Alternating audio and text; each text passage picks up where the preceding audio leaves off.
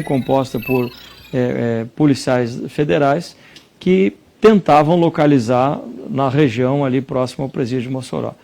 Passando o tempo, a investigação foi avançando, nós prendemos 8 pessoas durante a investigação, mais os fugitivos e outras 4 pessoas ontem. Ouvimos mais de 30 pessoas, fizemos mais de 20 perícias, enfim, avançamos naquilo que sabemos fazer, que é a investigação. E também com o apoio dessa atividade em campo. Em determinado momento, o que se mostrou a partir da análise de inteligência é de que os presos não estavam mais na região e, portanto, a Polícia Federal passou a atuar exclusivamente na investigação. E essa investigação apontou esse deslocamento dessas pessoas, aí a nossa equipe foi a campo de maneira sempre velada como atividade de inteligência, conseguiu identificar que eram essas pessoas e aí solicitou o apoio da Polícia Rodoviária Federal e fizemos então a abordagem e a prisão dessas pessoas. Pois é, antes disso o senhor disse que tinha tido uma abordagem pela manhã, mas que não chegou. Vocês estavam a paisana acompanhando, seria isso, acompanhando os passos deles. E estar a paisana acompanhando os passos deles na manhã de ontem ou já vinha antes, assim, essa semana toda foi isso?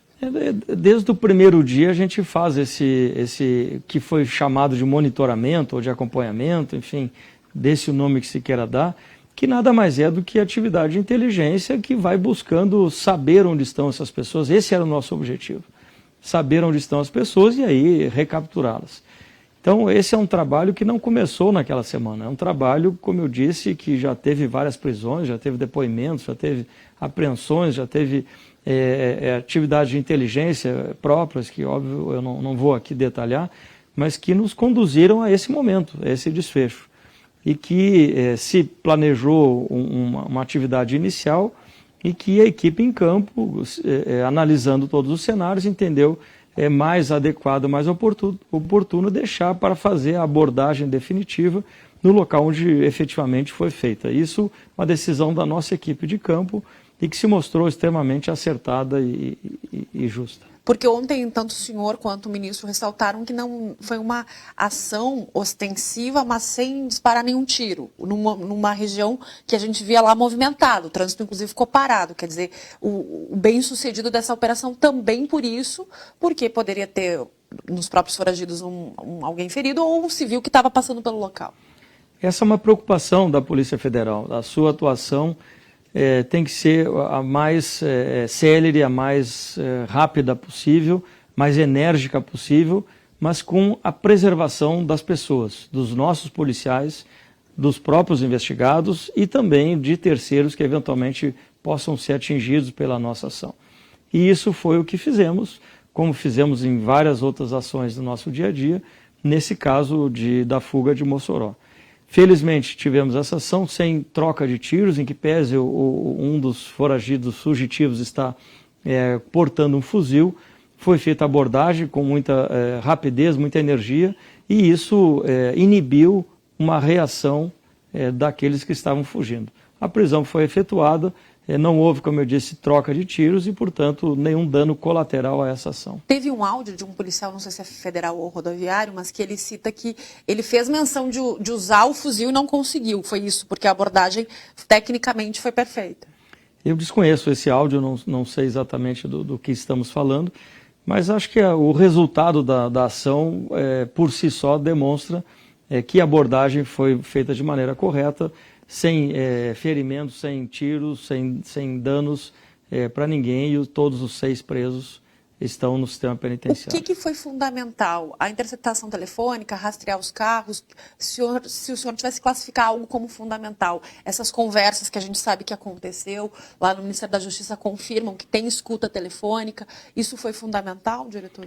O que eu posso falar, e já disse que não entrarei em detalhes da atividade de inteligência por óbvias razões, mas fundamentalmente, em primeiro lugar, o destaque que eu preciso dar para as nossas equipes da Superintendência do Rio Grande do Norte e do Pará, que atuaram incansavelmente nesse trabalho, em que pese as críticas, o desgaste, as dificuldades próprias desse tipo de investigação, mas se mantiveram firmes e muito conscientes de que era possível chegar a esse final e tinham todas as condições para chegar a esse desfecho. Então, primeiro ponto, eu acho que a dedicação dos nossos policiais nessa investigação.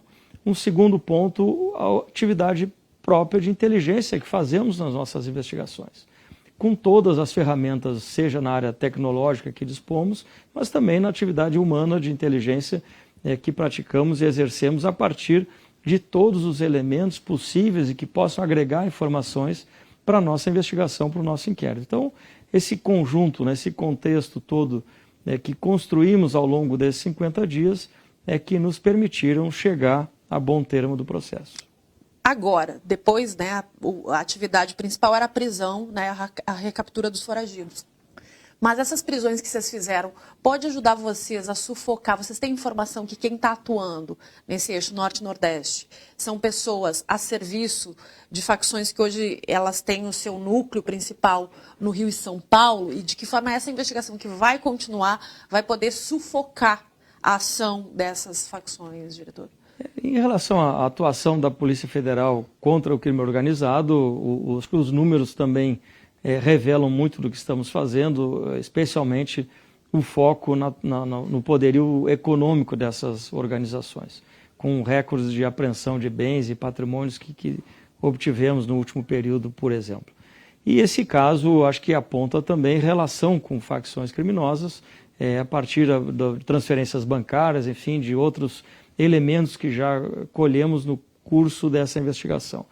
Então, a partir dessas prisões, a partir dessas 14 prisões realizadas durante a investigação, nós vamos nos debruçar sobre os elementos colhidos e, a partir daí, encetar novas investigações, começar novos processos, para que a gente, de fato, descortine todo esse cenário que envolveu desde a fuga dos presos até esse momento de apoio e captura deles. Certo, é também sufocar essas facções, dá para dizer isso? É uma investigação que pode sim ter, já tem, mas eu digo assim, pode evitar a proliferação deles nesses estados que parece que eles poderiam agir assim.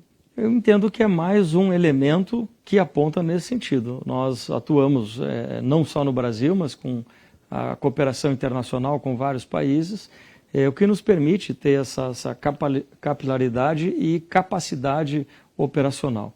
Então, onde quer que estejamos atuando, a gente vai atuar sempre com esse foco de fazer o enfrentamento ao crime organizado e dar as respostas que a sociedade espera. O senhor falou de dinheiro que circulou, que vocês conseguiram rastrear. Teve dinheiro que saiu em tese de quem faz parte de facção para chegar a esses criminosos. Falamos aqui em tese, a investigação vai apontar exatamente, isso está protegido por sigilo bancário.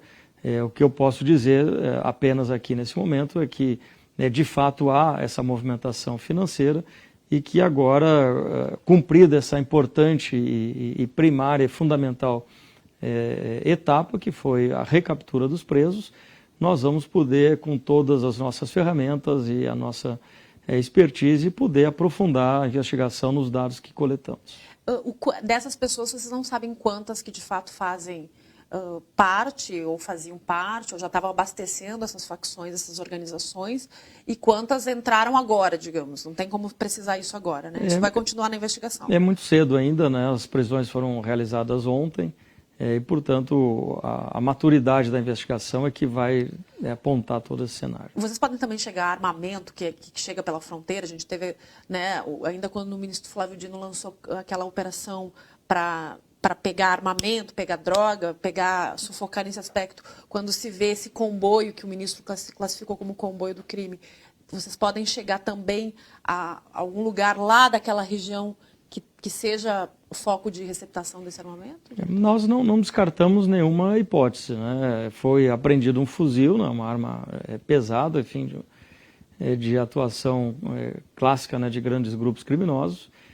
Foi apreendido, agora vamos entender que armamento é esse, se era de procedência estrangeira, se era de produção nacional, e trabalhar também para coibir esse tipo de situação. É importante lembrar que há milhões de armas que foram legalizadas no passado recente e que trazem um potencial danoso muito significativo.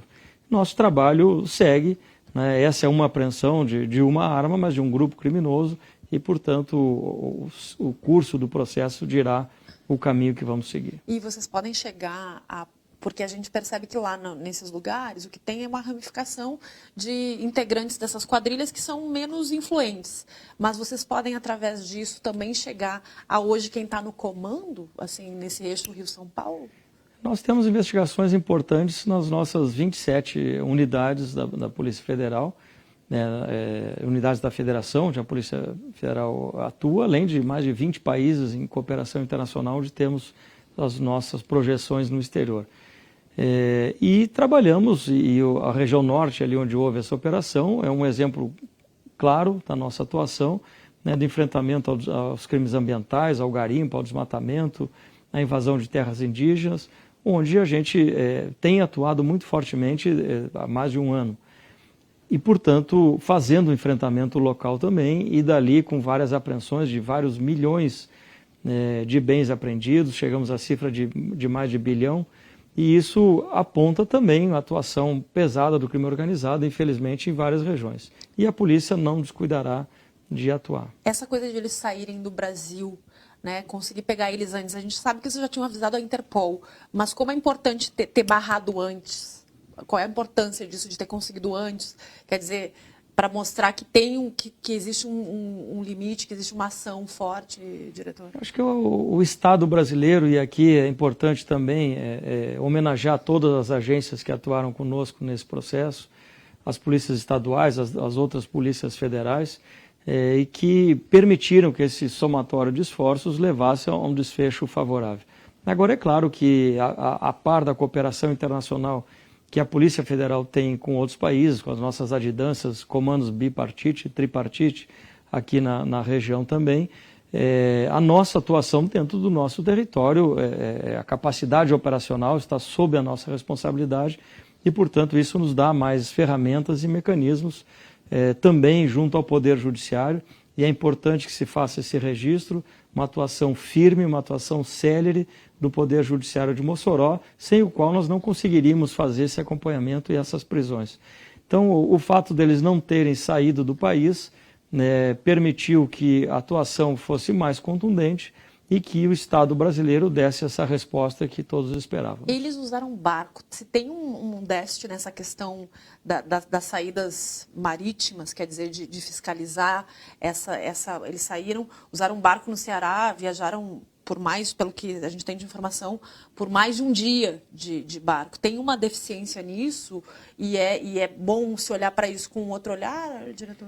Veja, o Brasil tem uma extensão territorial impressionante, né? Fronteira seca são mais de 8 mil quilômetros, mais não sei quantos mil quilômetros de litoral. Imaginar que algum país do mundo tenha o absoluto controle de todos os seus pontos de fronteiras ou até pontos de saída ao mar ou com outros territórios, é uma utopia, né? O que nós temos, sim, é atividade de inteligência, atividade fiscalizatória, que cumprimos, né, dentro das nossas capacidades operacionais e que nos permitiram chegar a essa ação com um bom resultado. Mas, de fato, a geografia do local é um outro fator de dificuldade, o clima da região também dificultou a busca em campo, mas em nada interferiu na atividade de inteligência, que é aquilo que a Polícia Federal sabe fazer. Para a gente encerrar, a mudança de estratégia, inclusive houve uma crítica quando se falou que se ia reduzir o número de policiais em campo, mas essa mudança de estratégia para a inteligência, focar mais na inteligência, foi o fundamental? Eu entendo que foi desde o início decisivo, porque nos permitiu, inclusive, orientar as equipes em campo, fazerem a sua atuação conforme os vestígios que íamos encontrando e as possibilidades que havia no momento de recaptura.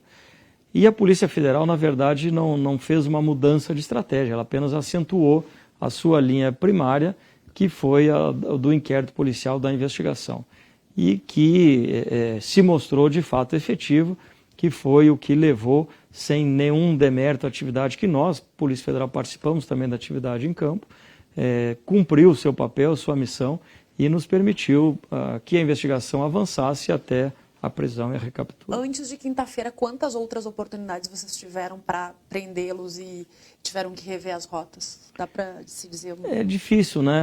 Havia várias suspeitas. Olha, eles estão em tal local, a equipe ia lá e não estavam. O cão farejou um vestígio em tal ponto, as equipes iam lá e não encontravam. Uma denúncia, olha, eles estão abrigados em tal local. As equipes iam lá, houve um momento de muita expectativa de que eles estariam numa residência, numa área rural, onde o nosso efetivo guarneceu todo o local, enfim, fez toda a atividade até para preservação dos policiais, mas quando da entrada se notou que havia algum tempo, talvez dias, que eles não estavam mais no local. Então, essa é a nossa resiliência, né? Não desistir da nossa missão, né? E a nossa equipe merece todo o respeito, merece os cumprimentos, né, por todo o esforço, todo o empenho que teve e o êxito da operação. Tá certo. Obrigada, diretor André Rodrigues, por nos atender. Sei que a agenda estava lotada, mas obrigado. Obrigado.